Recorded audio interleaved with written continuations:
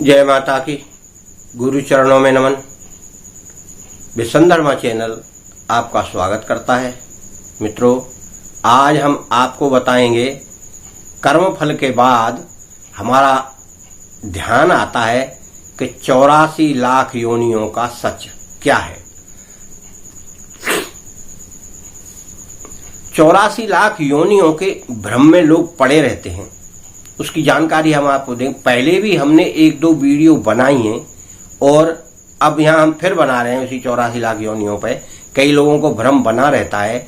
आपको वीडियो अच्छी लगे तो लाइक शेयर सब्सक्राइब करते रहना भैया, क्योंकि आपका चैनल है। आपको अच्छा लगे तो हम तो अच्छी अच्छी वीडियो डालेंगे ही, और हम वही वीडियो डालते हैं जिसकी जानकारी हमें है या हमारे गुरु ने हमको दी है या हमारे किसी श्रेष्ठ साधक ने हमको दी है।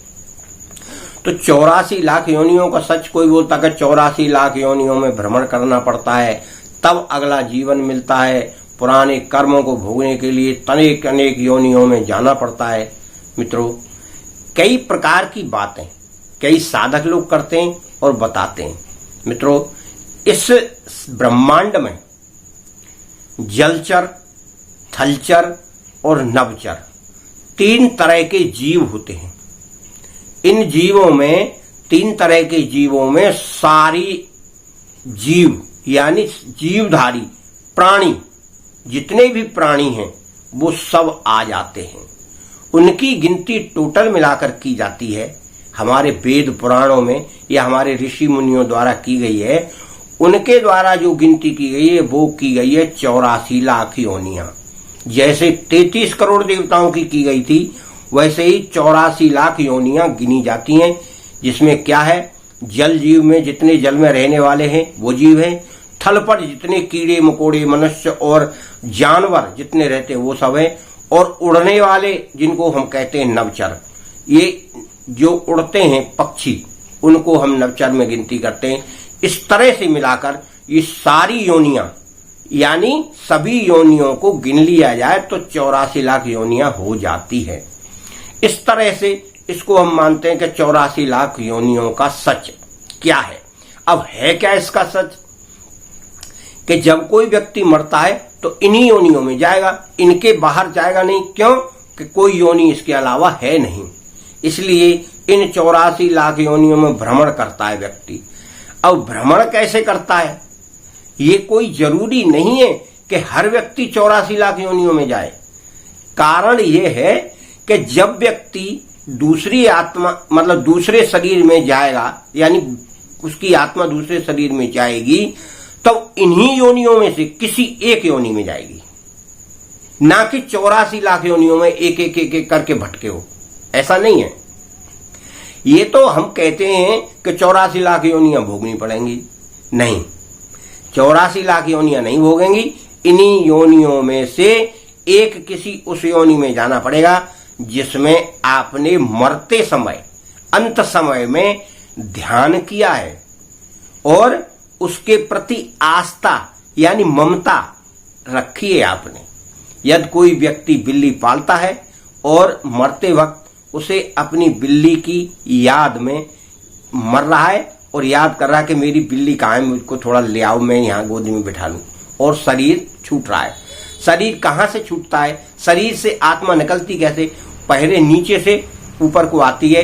प्राणवायु तो यहाँ से यहाँ तक ही रहती है। जब प्राणवायु यहाँ आ जाती है, पहले हाथ पैर शिथिल होंगे।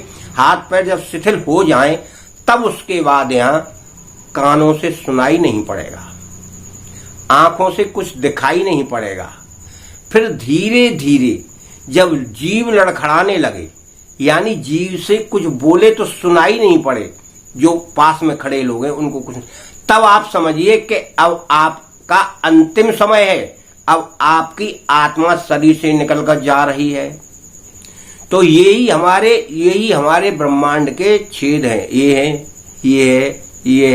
ये इनसे शरीर को छोड़कर जब आत्मा जाती है, विलीन हो जाती है ब्रह्मांड में। मित्रों, तब हमें यह समझना चाहिए कि अब हम उससे प्रेम करते हैं जब मरते वक्त, तो उसी के साथ हमारी आत्मा जुड़ जाती है और उसी योनि में जाकर हमको जन्म लेना पड़ता है। अब इस मनुष्य शरीर में पहले थे हम, अब हमको बिल्ली की योनि में जाना है।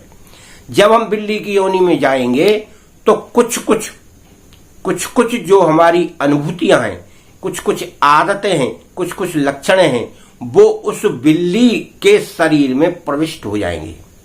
जहां आत्मा जाती है उसके साथ पुरानी याददाश्तें, पुरानी इच्छाएं और पुरानी कुछ आदतें उस व्यक्ति, उस आत्मा की उस नए शरीर में प्रविष्ट हो जाती हैं। वो काय के संग चलती हैं? मन, आत्मा, सूक्ष्म मन चलता है और आत्मा चलती है। इन दोनों के साथ वह चलती है और वो उस तरह के व्यवहार करता है। अच्छे कुल में जन्म लेने वाला व्यक्ति भी कभी कभी निकृष्ट कर्म करता है जो उसको नहीं करना चाहिए। जैसे कोई ब्राह्मण कुल में जन्म लेकर मीट, मदिरा, दारू इन सब चीजों का सेवन करता है। इसका मतलब ये हुआ कि उसकी मनोवृत्ति या उसकी पुरानी याददाश्त उसके शरीर में है, इस शरीर में आई है जो आत्मा और सूक्ष्म शरीर के साथ है, इसीलिए वह यह कार्य कर रहा है। तो 84 लाख योनियों का सच आप इस तरह समझ पाएंगे, क्योंकि 84 लाख योनियों में क्रम से नहीं भटकता व्यक्ति कि इसमें गया फिर इसमें गया फिर इसमें गया तब जाके मनुष्य जीवन मिलेगा, नहीं। और फिर इन योनियों में सबसे श्रेष्ठ योनि है मनुष्य की। इस मनुष्य योनि में सब कुछ करने की क्षमता है और सब कुछ उसे करना चाहिए। इसमें वह ईश्वर का ज्ञान भी रखता है, अध्यात्म का ज्ञान भी रखता है, शरीर का ज्ञान भी रखता है, अच्छे और बुरे का भी रखता है। परंतु मित्रों, जो अन्य योनियां हैं कीट पतंगों की, जानवरों की, पक्षियों की, उसमें इतनी ज्ञान की वृद्धि नहीं होती है। जिनके अंदर जो ज्ञान रहता है वो उतना ही रहता है कि अपना जीवन यापन कर लें और अपनी संतान को पाल लें, बच्चे पैदा करने की क्षमता उसमें रहती है। अब आप क्या समझेंगे इससे? आप क्या इससे यही समझेंगे कि वो अपने कर्मों से ये ऐसा व्यवहार कर रहा है? नहीं, ये उसकी आदत है उस योनि की, उससे ज्यादा वह सोच ही नहीं सकता।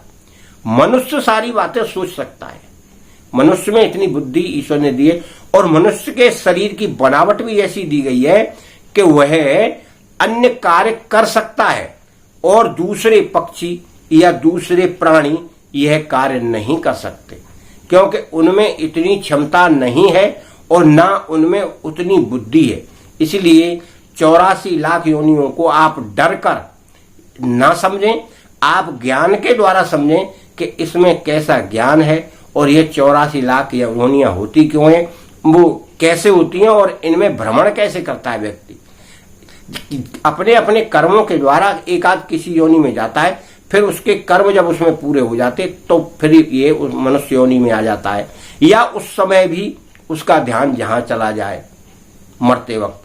केवल मृत्यु के समय का ध्यान अगर कोई व्यक्ति ईश्वर में लगाता है तो वो साक्षात ईश्वर लोक में, ब्रह्म लोक में जाता है, फिर वहां रहकर फिर उसे मृत्यु लोक में आना पड़ता है। ये क्रम बारी बारी से चलता रहता है।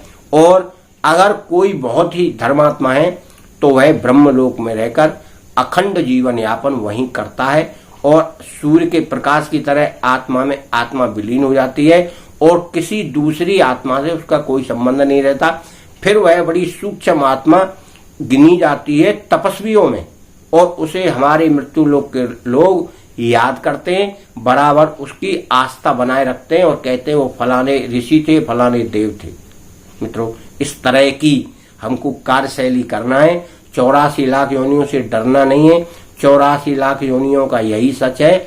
आप उसे सहर्ष स्वीकार करते रहे और अपने मन को शांत करते हुए अंतिम समय में, मरते समय ये आपको ईश्वर का ही ध्यान करना है, जो जिसका इष्ट है या जो जिसका जाप करता है उसी का ध्यान करते हुए, उसी का नाम लेते हुए शरीर को छोड़ना है। यह माता की, माता आपको और आपके परिवार की रक्षा करे।